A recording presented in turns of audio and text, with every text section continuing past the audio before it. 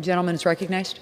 I appreciate the gentleman from Pennsylvania, and I would just note when my colleagues are talking about what we're actually here to talk about, and we're talking about the concern about black Americans, how about the fact that in Chicago we had 800 homicides last year? How about in Philadelphia, 562 homicides? How about in D.C., 227 homicides? How about Austin? We've got 89 homicides. The 12 major cities that broke homicide records in 2021 all have Democratic mayors.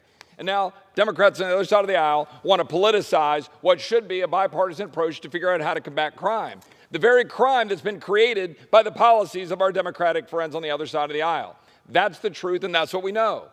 The gentleman from New York is talking about what's going on with respect to domestic terrorism. The fact of the matter is we know the truth. He asked what's different. Well, the gentleman from Pennsylvania answered what's different. We know precisely what's different, which is that this Department of Justice is targeting Americans. Like Scott Smith, a father in Loudoun County, Virginia, who dared to go to a school board and complain about the assault of his daughter in a public school. Now the gentleman from New York is smirking about a little girl who was raped in a high school. The father goes to complain to the school board, and then the National Association of School Board coordinates with the Department of Justice to figure out how to target parents, to then tag individuals specifically as to whether or not they're threatening people by merely going to a school board to register their complaint. That is what is at stake here. That is why we're opposing what Democrats are trying to do. And then they want to gloss over things like Frank James in Brooklyn, a black nationalist who goes in and then assaults, I think, 30 to 33 people on a subway in New York.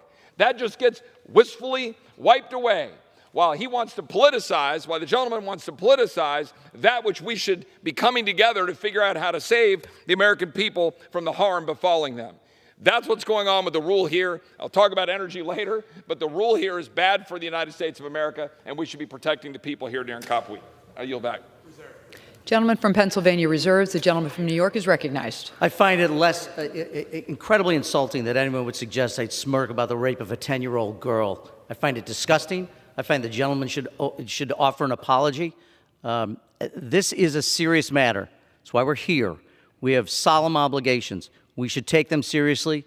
No ranting is necessary, no accusations, and certainly not insults being thrown about on the floor of the House of Representatives. And I am incredibly dismayed that the gentleman would say anything even remotely like that. I'll reserve.